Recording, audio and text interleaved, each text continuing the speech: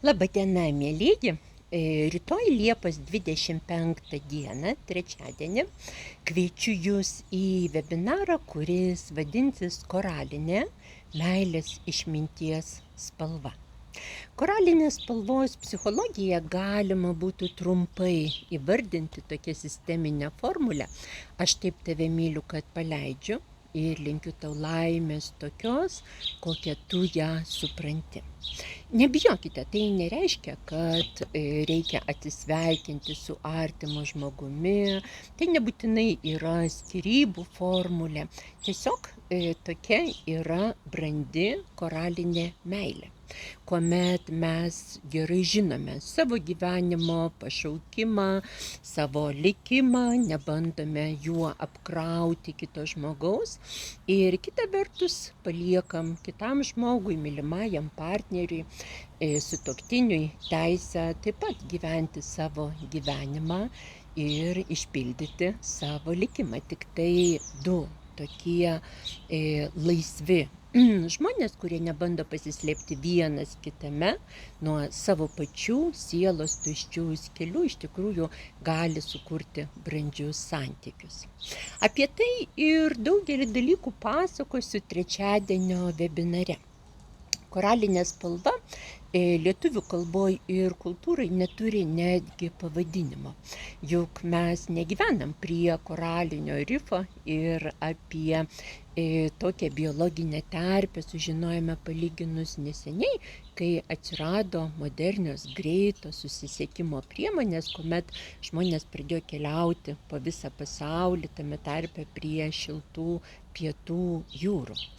Ir jeigu nėra tam tikros spalvos pavadinimo kalboje, o koralinė spalva yra vertinys iš anglų kalbos coral, vadinasi, toje dimensijoje yra tiesiog akla dėmė.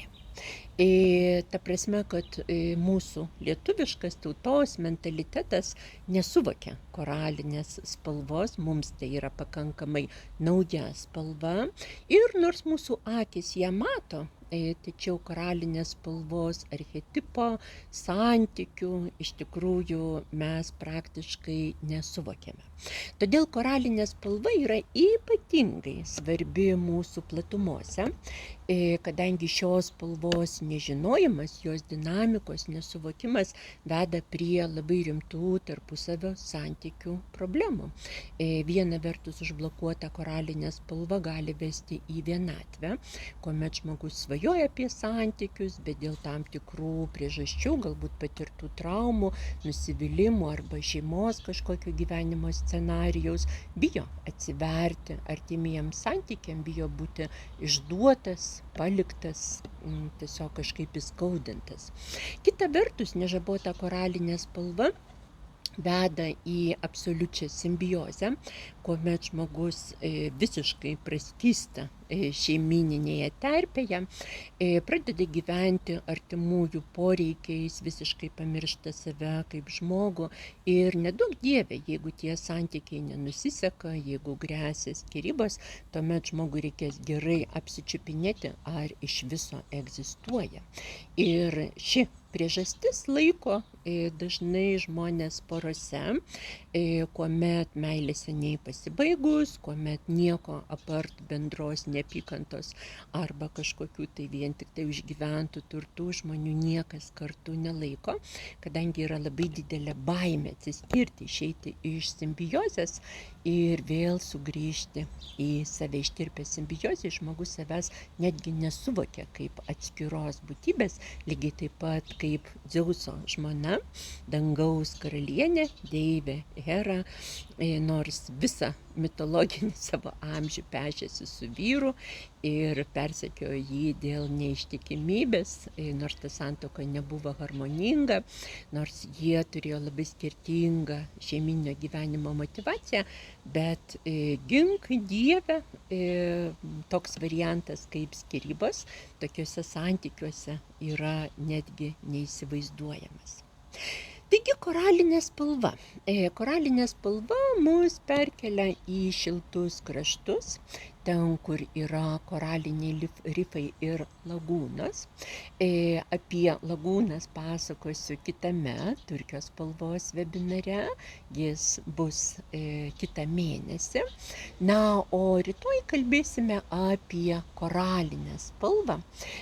Koralinė spalva gali įvairuoti nuo persikinės rožinės, panašios į kūno spalvą. Ne veltui pagal feng shui koralinė persikinė spalva gali būti rekomenduojama kaip viena iš miegamojo spalvų, kadangi primena sveiką odą ir tiesiog kūno spalvą.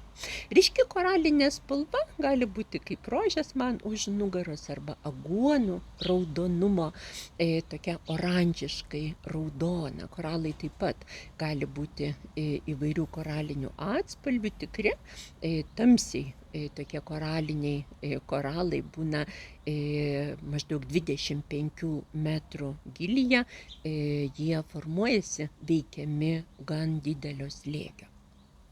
Beje, juvelyrikoje dabar yra labai sunku rasti tikrus nedažytus koralus. Jeigu turit kažkokių nebrangių papuošaliukų ir manote, kad tai yra tikri originalios spalvos koralai, greičiausiai tie koralai jie buvo beveik bespalviai ir paskui juvelyrai, gamintojai kažkokiais dažais tiesiog juos nudažė, nes originalūs tamsiai koraliniai koralai jie būna labai brangus. Koralinė spalva. Koralinėme seminare mes kalbėsim apie meilės visą dinamiką, apie įsimylėjimą, kuomet norime ištirpti artimo žmogaus glėbyje, kuomet įsiskiria endorfinai, serotoninai, mus tiesiog apkvaišina kaip kokie narkotikai arba dopingas.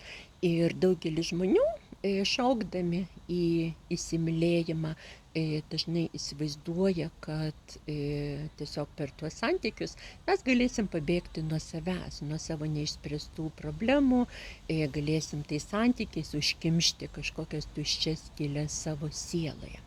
Šita meilės stadija paprastai būna apdainuota literatūros kūriniuose, meno įvairiose formose.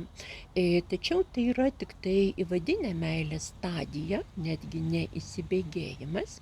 Ir jeigu žmonės pakankamai bendrauja, būna antra meilės stadija, projektų susigrąžinimas arba išsimylėjimas, kuomet jums atsiveria akis ir jūs pradedate po truputėlį matyti tą kitą mylimą žmogų realybės šviesoje ir suprantate, kad tas žmogus visiškai nesiruošia išgelbėti jūs nuo jūsų pačių gyvenimo, visiškai nesiruošia rūpintis kiekvienu jūsų noru ir atodūsiu, kadangi turi savo gyvenimo kažkokius tai planus.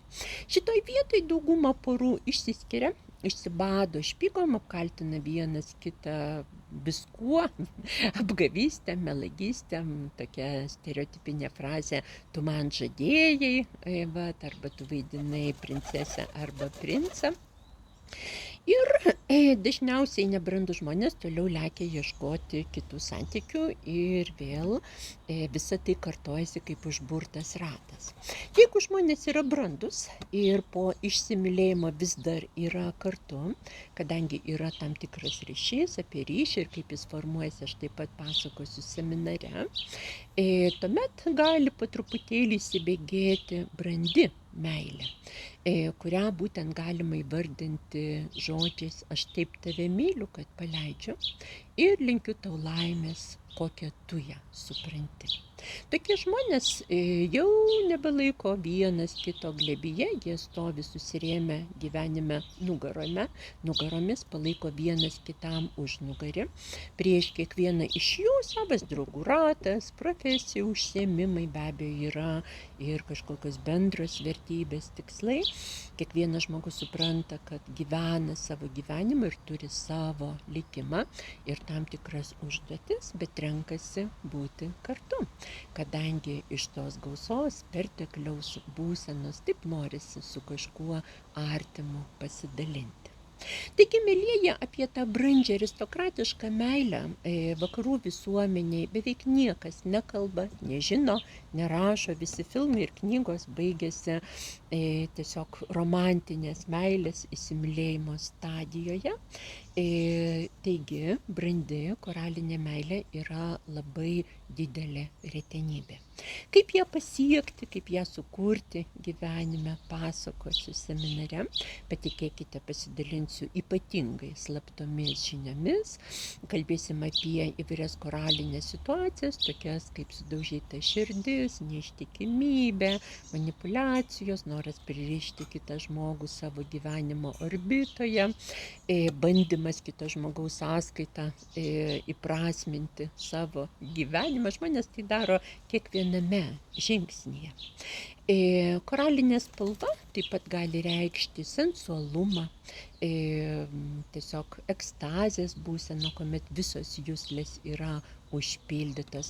Šita spalva padeda mums spontaniškai, autentiškai reikšti savo emocijas. Tai yra labai sensuali spalva, jinai padeda mėgautis savo kūno sensoriniais įvairiausiais pojūčiais, tame tarpe ir seksualumu.